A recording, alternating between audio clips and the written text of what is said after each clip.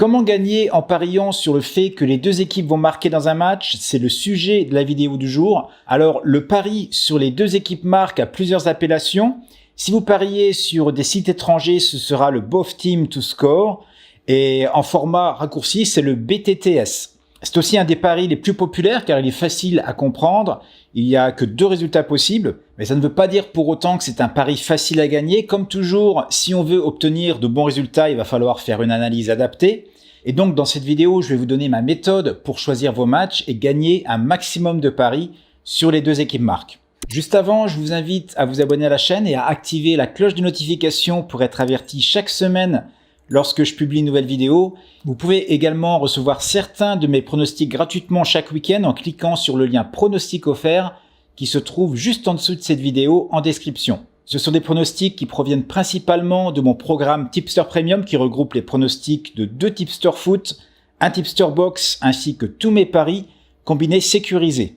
Alors la première chose qu'il faut connaître quand on parie sur les deux équipes marques, ce sont les ligues où ça marque le plus. Parmi celles-ci, vous avez la première ligue autrichienne où ça marque autour de 3,4 buts par match. Vous avez également la Norvège où c'est plus autour de 3,2. L'Italie, c'est à peu près pareil. L'Allemagne avec la Bundesliga où c'est autour de 3,2 également. Et vous avez la Bundesliga 2 où ça marque pas mal avec une moyenne autour de 2,9. Puis vous avez d'autres ligues très intéressantes. En Angleterre, ça marque aussi beaucoup. On est plus autour de 2,7, 2,8. La Suède, 2,7.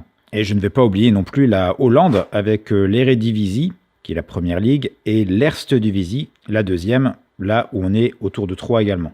Mais alors de l'autre côté, on a les ligues où ça ne marque pas vraiment, comme par exemple la Grèce, où là on est autour de 2,3 buts par match. Le Maroc, autour de 2,1. Et puis encore plus bas, c'est la Liga 2 espagnole, où là on est en dessous de 2, plus autour de 1,95.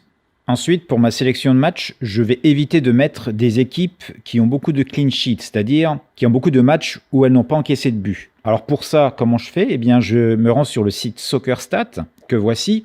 Si par exemple, je veux regarder des équipes de Première Ligue, eh bien, je me rends ici dans Goals, et vous avez une colonne ici, CS, qui veut dire clean sheet, donc c'est exactement ce que je veux. Et je veux éviter les équipes qui ont un gros pourcentage. Par exemple, ici, Aston Villa réalise 53% de clean sheet cette saison. Autrement dit, dans plus d'un match sur 2, il n'encaisse pas de but. Donc c'est une équipe que je ne vais pas choisir pour les deux équipes marques.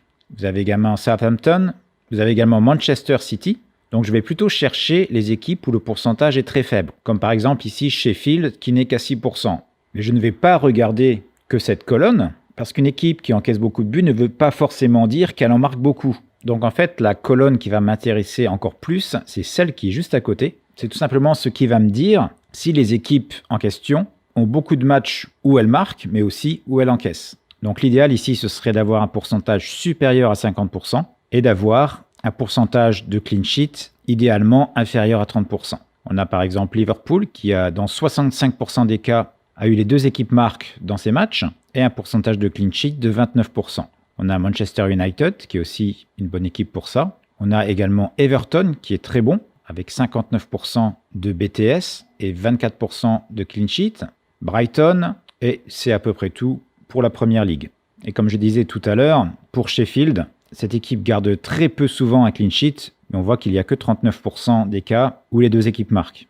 Donc évidemment, je ne choisirai pas cette équipe pour ce type de pari. Donc ça, c'est une vision générale, puisque ça inclut les matchs à domicile et à l'extérieur. Mais si on veut être encore plus pointilleux, eh bien, on regarde le même tableau, mais avec les matchs joués à domicile, at home ici, et les matchs joués à l'extérieur, away ici. Et on peut voir une différence. Par exemple, si je reprends Manchester United, il y avait 65% de BTS et 29% de clean sheet au total. Mais si on regarde pour les matchs à domicile, eh bien, c'est beaucoup moins, puisqu'on est à 44% de BTS et à 44% de clean sheet. Autrement dit, dans ce cas-là, Manchester United à domicile n'est pas une équipe idéale pour notre pari. Par contre, quand il joue à l'extérieur, eh bien, on peut se rendre compte que c'est 88% de BTS. Dans 7 matchs sur 8, les deux équipes ont marqué. Et on peut voir également que très peu souvent, évidemment, Manchester United a eu un clean sheet avec 12% seulement. Alors maintenant, ce que je vais faire, je vais choisir un match qui se joue par exemple en Eredivisie, qui est en Hollande. C'est une des très bonnes ligues pour notre pari et deux équipes marques. je vais prendre par exemple Willem II qui joue Groningen et je vais aller sur SoccerStats pour faire mon analyse.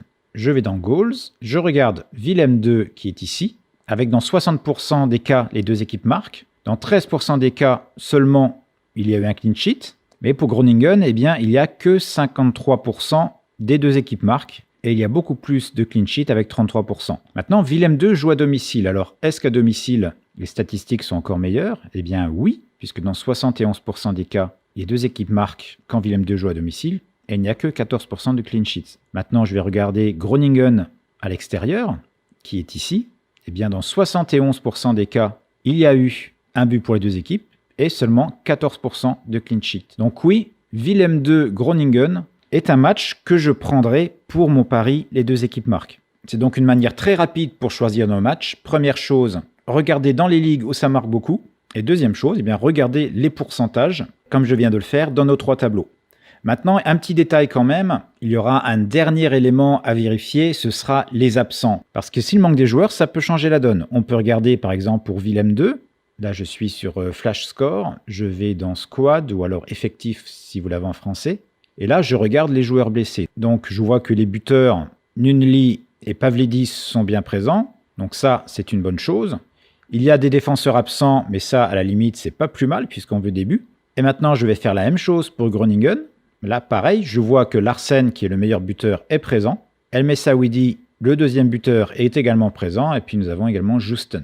Donc ça, c'était le dernier élément que je vérifie avant de valider mon match. Alors dites-moi en commentaire si vous pariez sur les deux équipes marques et surtout êtes-vous rentable? J'espère aussi que cette vidéo vous aura été utile et je vous invite évidemment à en consulter d'autres que j'ai fait sur des sujets similaires. Vous en avez deux juste ici. Cette vidéo est terminée, je vous retrouve très vite dans la prochaine.